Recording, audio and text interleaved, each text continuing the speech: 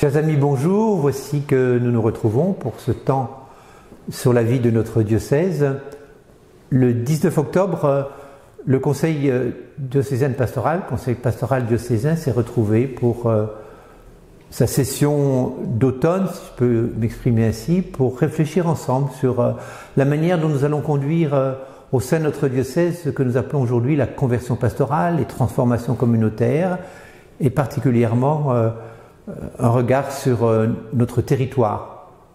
Depuis un certain temps, nous travaillons sur un certain nombre de scénarios pour voir comment nous pouvons nous adapter compte tenu de nos forces qui diminuent, et nous savons bien qu'il est nécessaire que nous puissions vraiment mutualiser l'ensemble de nos besoins, l'ensemble de nos disponibilités. Donc nous avons travaillé sur ces 3 scénarios qui ont été proposés à l'ensemble du diocèse, de favoriser dans un premier scénario la place plus grande de la responsabilité des laïcs au sein des paroisses actuelles.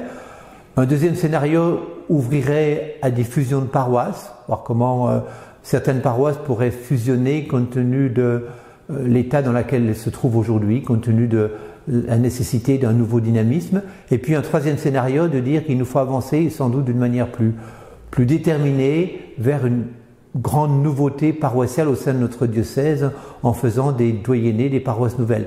Donc nous sommes encore en réflexion sur ces 3 schémas. Le conseil pastoral y a réfléchi. L'horizon dans lequel il se situe, c'est davantage de dire qu'il nous faut probablement réduire le nombre de paroisses et regarder comment les doyennés pourraient devenir des paroisses. Mais encore une fois, nous sommes vraiment dans un temps de réflexion que nous reprendrons bien sûr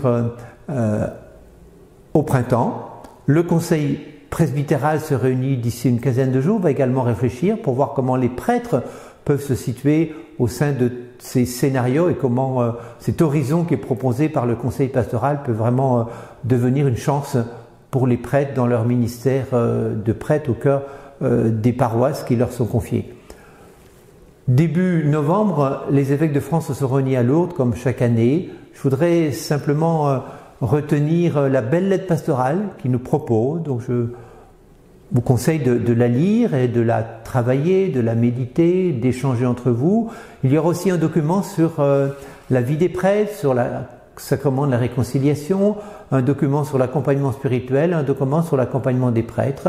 Ce fut un temps riche aussi dans l'accueil de nos frères évêques africains pour voir comment nous pouvons développer la manière d'être missionnaires ici, dans la richesse de ce que nos frères en Afrique, particulièrement l'Afrique subsaharienne, ont développé au cœur même de leur diocèse. Fin d'année riche, nous sommes dans quelques jours dans le temps de l'Avent, que nous puissions les uns les autres préparer la venue du Seigneur.